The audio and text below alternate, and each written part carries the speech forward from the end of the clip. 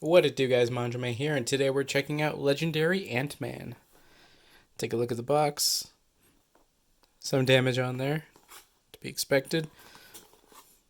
It is technically new, but also, I guess, a used box. The long wait for the fan favorite hero Ant-Man is finally over as the size-changing scientist has arrived in his self-titled Legendary expansion. Adding to the Avengers roster, Wonder Man, the Black Knight, and Jocasta joined forces to battle the dastardly masterminds Ultron and Morgan Le Fay. This expansion to Legendary Marvel deck building game introduces all new keywords and brings familiar ones like size changing to a new level. So, as per usual, there's 100 playable cards, 5 heroes, 2 masterminds, 2 villain groups, and 4 all new schemes. Pretty cool.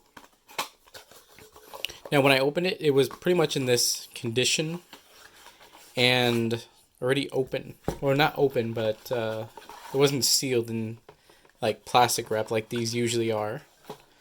So I was a little dismayed, but the deck itself is still wrapped up in the usual plastic with the easy to pull tab thing for easy opening.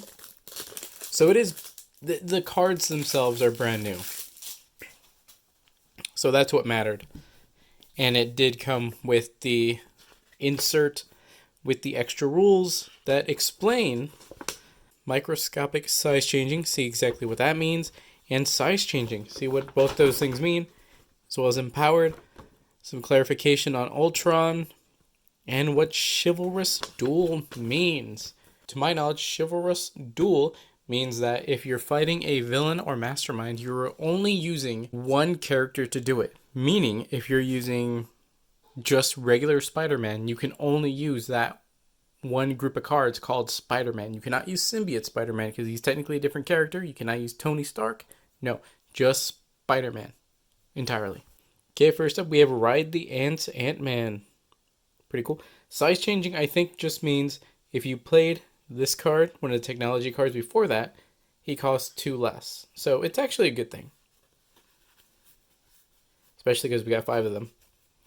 Risky Science Ant-Man, and I think that is an older version of Ultron, which is funny. Microscopic size changing. Wow, you have to play 3 tech cards before that, and I know that it did explain it in the rules there, so we'll see what that means. Giant Ego Ant-Man. Pretty cool. For every extra card you drew. That's actually pretty good. Pym Particles Ant-Man. Microscopic. So you have to play a bunch of stuff before this, but you know, once you do, I'm sure that does some pretty cool stuff. And that is the rare. Microscopic size changing, you have to play 5 of them before. A hero in the HQ with no size changing abilities gains size changing tech this turn. That's pretty cool. Next up we have Bioelectric Sting Wasp. Microscopic size changing, 2 reds, that's pretty doable. Tiny Winged Justice, size changing but only just 1. Pretty easy to do that one. Swarm Tactics Wasp, size changing. Okay, that makes it a little easier to make.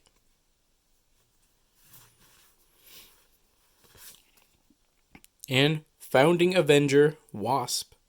Microscopic size changing. You have to play 5 red cards. If you played an Avenger, you get +1 for each other Avenger card you played this turn. That's actually pretty good. That can get pretty powerful pretty quickly. Creation of Ultron Jocasta. Tech, you get empowered by tech. Pretty cool. Reprocess Jocasta. Pretty interesting.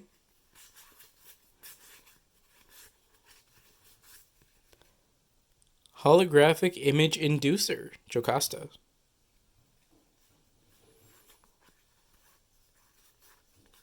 And the rare Electromagnetic I-Beams Jocasta.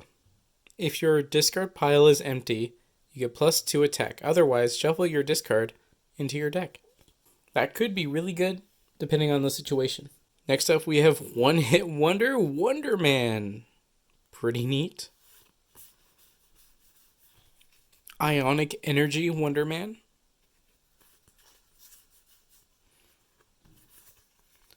Absorb Ambient Power Wonder Man. Pretty cool. There's a lot of stuff that goes on there. And the rare 8th Wonder of the World Wonder Man. He has choice changing if you played a green card. Choose any number of cards from the HQ, put them to the bottom of the hero deck, and you get empowered by the blue or green. Pretty cool.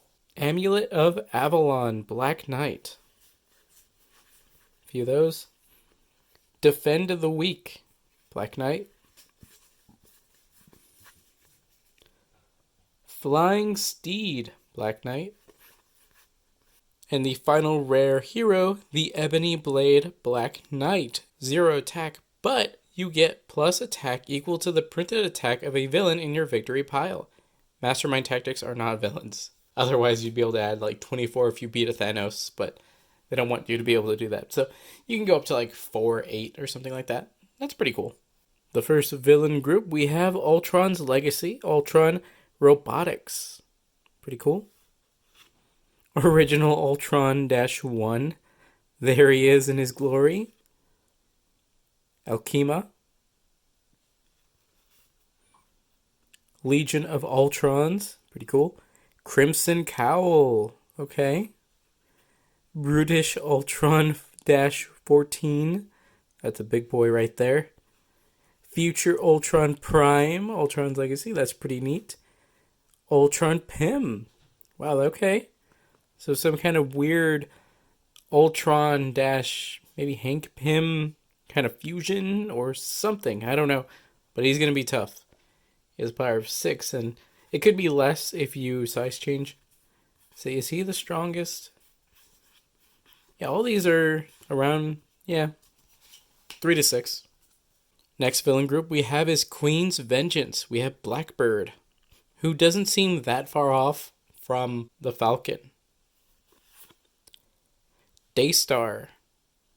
Wow, okay, so that person also has microscopic size change. Gigantus, who has microscopic size changing for 1, 2, 3, 4, 5, 6. Oh, wait, 7 attack. Iron Knight, who looks like Iron Man, but a little different. So we'll see kind of how that plays out. Mordred the Evil. That's almost a bat symbol right there. Just saying. Pixie. Microscopic size changing there. Star Knight. Okay. Yeoman America.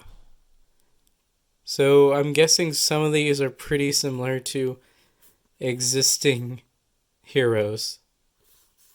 First mastermind we have is Ultron, who in the comics was created by Hank Pym, so is technically an Ant-Man villain. And later on he kind of becomes an Avengers villain. Predictive Analysis. Self-Repair Legions. Paralyzing Encephalo Ray. Arrogant Blind Spot. The other mastermind is Morgan Le Fay. Reverse the Flow of Time.